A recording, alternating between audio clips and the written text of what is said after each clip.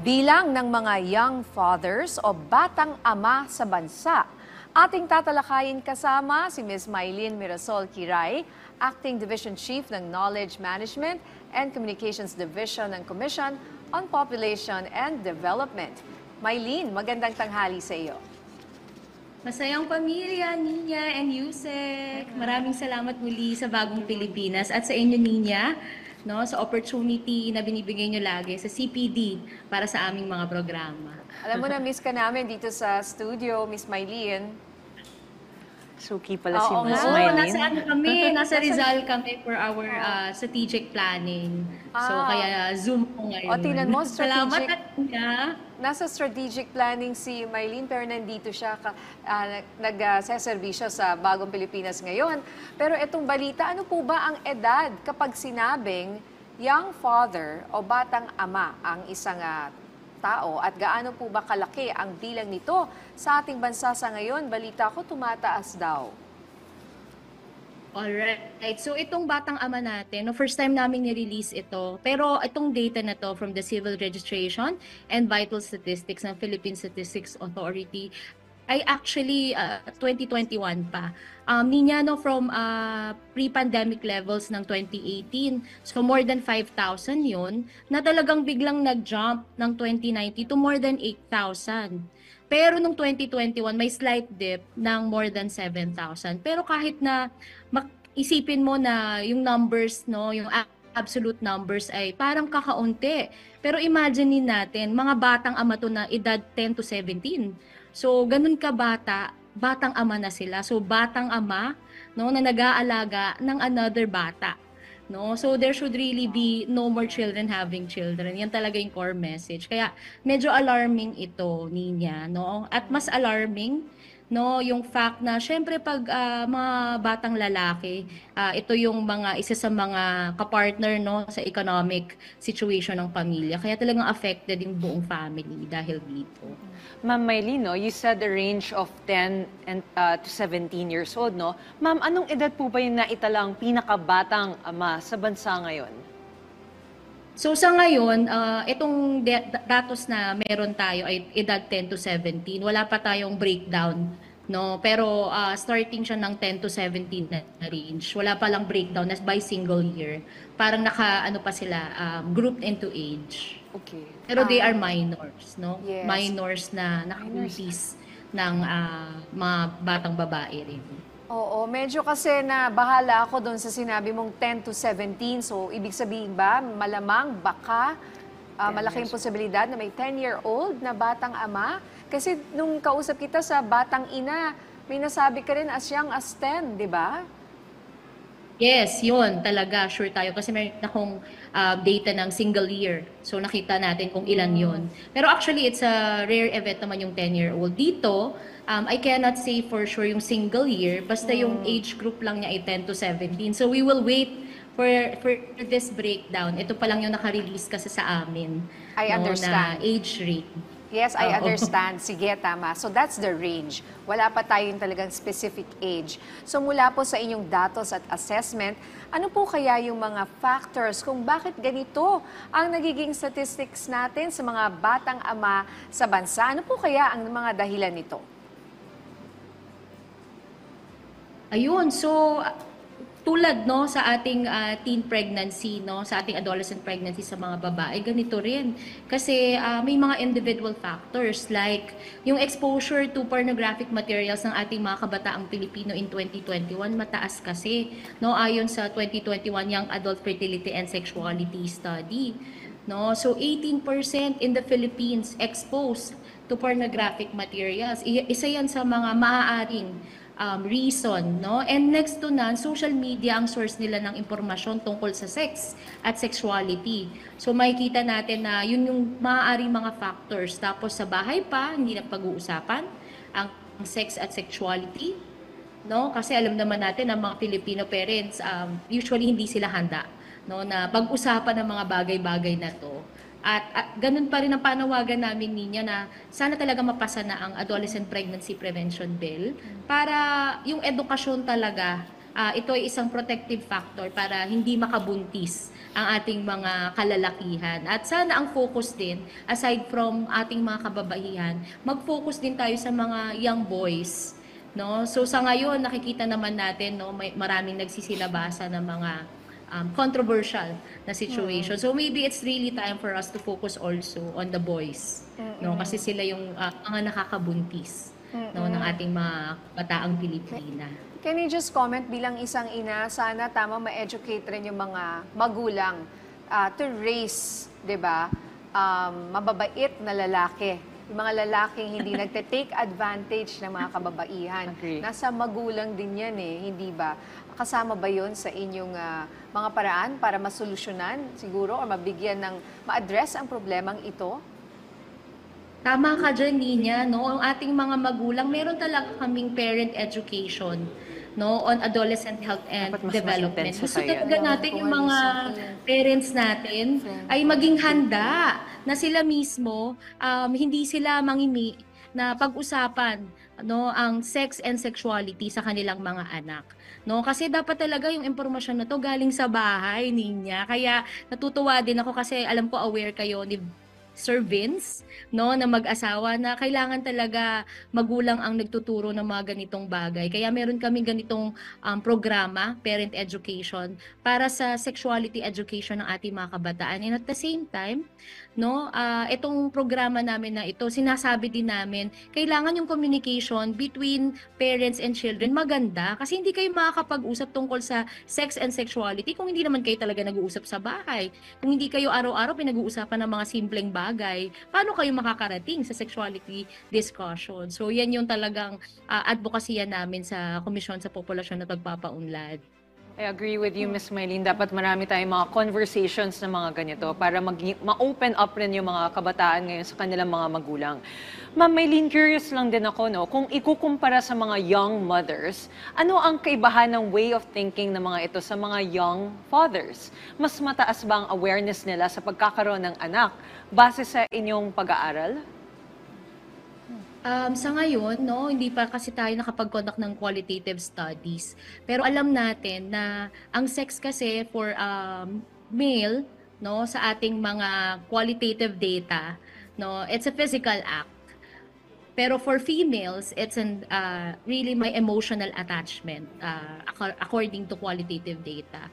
So, yun siguro maaari, no, ang kaibahan ng isang lalaki at babae in terms of sex. Yung mga lalaki maaaring physical, ang mga babae maaaring emotional. At doon sa mga qualitative data ng aming pag-aaral, nakita pa namin na ginagawa siyang monthsary gift ang sex, no? Nagiging monthsary gift siya. No, kasi wala akong gift sa aking boyfriend. So, sa monthsary namin, ito yung regalo ko sa kanya. So, ganyan. So, yan yung isa ng mga lumalabas sa qualitative data na na-conduct, no, sa pag-aaral na about sex and sexuality. At bahay, no? Bahay ang unang venue ng first sex ng mga kabataan natin. So, ibig sabihin, unplanned yun. No, kasi nasa bahay so ibig sabihin unprotected usually ang first sex, no, ng ating mga batang babae at batang lalaki. Medyo nakakabahala itong balita nga po na ito, pero that's the reality na kailangang matugunan ng mga magulang. Sa tingin niyo po ba, paano ba, lalo na sa mga magulang kanina na sabi mo ay hindi marunong kung paano nila i-bring up itong usaping ito, paano ba nila pag-uusapan ang reproductive health sa loob ng tahanan? So, ang tip namin talaga sa komisyon, no, it really should start as early as we can and as simple as we can. No, ito lagi kong nababanggit sa ating mga interviews tungkol dito sa usaping ito. Just teaching them about good touch, bad touch. It's a sexuality education kasi at least, no, hindi maa-abuse yung ating mga kabataan. Alam nila kung merong touch na hindi tama, kailangan turuan natin na to protect themselves, protective behavior for them. At the same time, it could also start as na lagi naming sinasabi din sa ating mga interviews na calling our body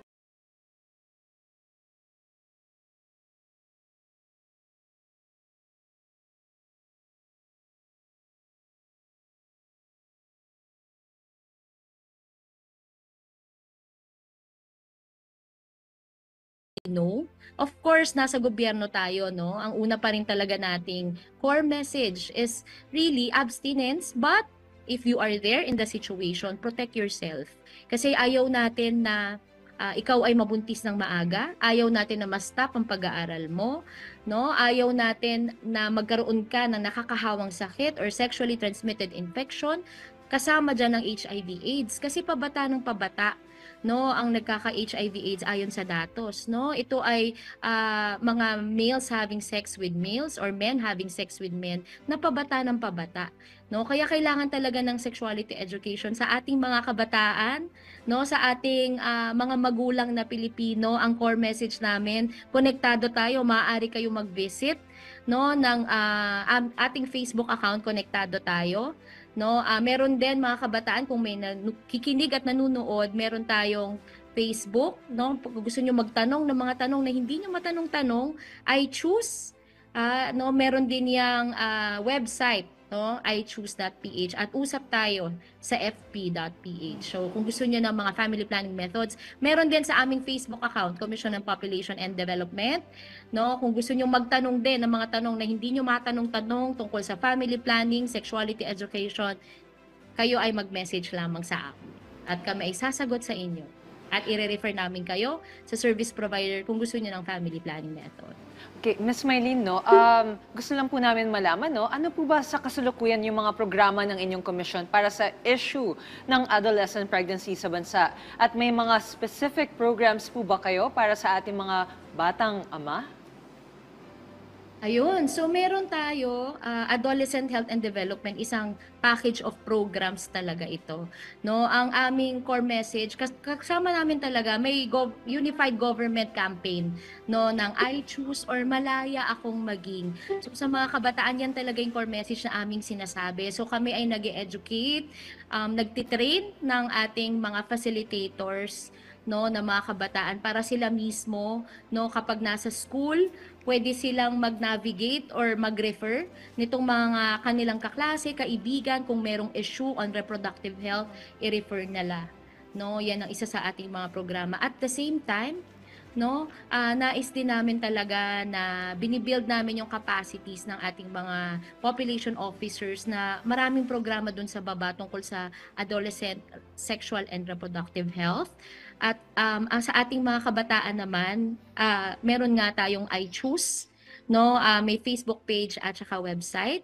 At the same time, may parent education, no, on adolescent health and development. So, tinitrain din namin ang mga parents group, no, nagtitrain din kami ng mga local government units, facilitators, para sila mismo yung mag-reach out sa parents. Kasi syempre sa government ngayon, no, dinadaan natin, china-channel natin ang ating national programs sa ating local government units where the action is. Sila kasi talaga yung direkta, no, sa ating mga kabataan, sa ating mga magulang, no? Kaya malaya kayong maging mga kabataan, I choose.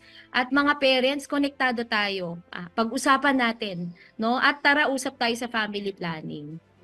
So, ibig sabihin po nito na meron kayong available na mga programa sa mga health centers po natin. Yes, nire-refer namin yung ating mga population officers na nasa local government unit. Pag nangangailangan ng family planning method, i-refer yan sa health center. No, nakalink yan. Pag may mga pangangailangan, no, ng serbisyo, halimbawa nagkaroon ng sexually transmitted infection, i-refer sa health center. Meron tayong information service delivery network kung saan yung lahat ng provider sa isang local government unit nag-uusap-usap at nagmi-meet. So alam nila pag may problema sa school, nagkaroon ng sexually transmitted infection, no, na kaso, i-refer nila agad sa health center. No, na merong nangangailangan ng mental health services, i-refer nila sa health center. So yung programa natin is mga teen centers, no, school-based teen centers, community-based teen centers, kung saan ang mga kabataan ay maaaring pumunta para kumuha ng impormasyon, no, at ma-refer sa service sa health center. Ms. Mylene, mensahe o paalala niyo na lang po, especially sa mga kabataan na nakatutok sa atin ngayon. Ayun, mga kabataan, no, really, you should have the ability to say no. And if you are in a dangerous situation, protect yourselves. No, know where to run, to tell, no, whatever you are going through. And at the same time, wag natin siyang itago. Kailangan i-expose sa light, no, ang lahat ng mga pangyayari. Kasi pag na-expose siya sa light, half the battle is won. Kasi maaaring ma-address, no, kung ano man yung situation na meron kayo. No? And at the same time, malaya kayong maging, maaari kayong I choose, no? Mangarap tayo kasi piliin natin ang ating pangarap. Huwag natin ipagpalit sa sandaling sarap, no? Pero dun sa mga na-abuse, protect yourselves. No? And at the same time sa ating mga magulang na Pilipino, ang aming paalala, no? Kayo ang unang communicator ng sex and sexuality sa inyong mga anak. But kailangan ng communication sa bahay ayos para makapunta tayo sa discussion on sexuality. And sa ating mga senators, no? Senators, kami ay nananawagan na ipasa na ang Adolescent Pregnancy Prevention Bill na nasa interpellation stage, no, ngayon sa Senate of the Philippines. So yan ang ating panawagan. Nagpapasalamat din kami, no, kasi ang ating presidente ay alam ang ganitong sitwasyon dahil pinagtibay pa niya ang Executive Order 141, no, which is ang teenage pregnancy or adolescent pregnancy ng mga kababaihang edad 10 to 19 ay isang urgent national priority at may technical working group ang mga government agencies para ma-address ang issue na to. At maraming salamat sa Bagong Pilipinas, Nina, Yusek. Maraming salamat sa laging space na binibigay nyo para sa komisyon, para sa ating mga programa at talagang ma-improve talaga, no, ang state of well-being, no, ng ating mga kabataan, maging empowered sila, sexually healthy and empowered adolescents. Yan ang aming panawagan. Maraming salamat sa inyo at sa iyong pamilya. Bagong Pilipinas. Mylene, wait lang. You mentioned yung bill. I want to know, ano tong bill na ito na gusto nyong ipasa ng Senado? Quick details lang about it, please.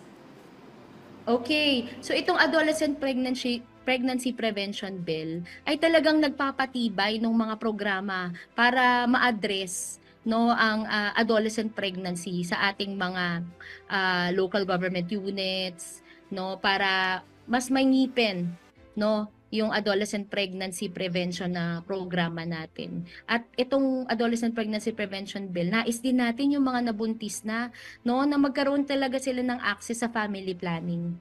No, lalo na yung mga minors natin na nabuntis na at nanganak na, magkaroon sila ng access sa family planning kasi alam naman natin pag below 18 ka, wala kang access kung wala kang parental consent. So itong bill na to ay nagpinapagtibay yun para mas madali, no, yung pagpoprotect sa ating mga batang ina. Incidentally niya, meron din pala kaming programa on social protection for adults and mothers and their children. So yung mga nabuntis na, no, meron tayong na-pilot, no, together with DSWD, Protect Teen at Pagkalinga program kung saan ang ating mga batang ina ay ni-reach out natin, minap natin, binigyan natin ng package of services and ensure natin makabalik sa school, in-ensure natin ma-develop yung livelihood nila at meron silang conditional cash transfer kapag sila ay bumalik sa school, nagkaroon ng livelihood session, nagkaroon ng family planning session. So yan yung laman ng Adolescent Pregnancy Prevention Bill. Pag napasa ito, mas magiging madali para sa ating mga young people, no, na mag-access, no, ng family planning, no, at ang impormasyon para sa kanila ay talagang protektado kasi talagang ma-ensure na may programa yung local government on how to prevent adolescent pregnancy na talaga namang very alarming dahil ang ating mga edad 10 to 14 ay tumataas talaga yung kanilang bilang ng pagbubuntis at panganganak.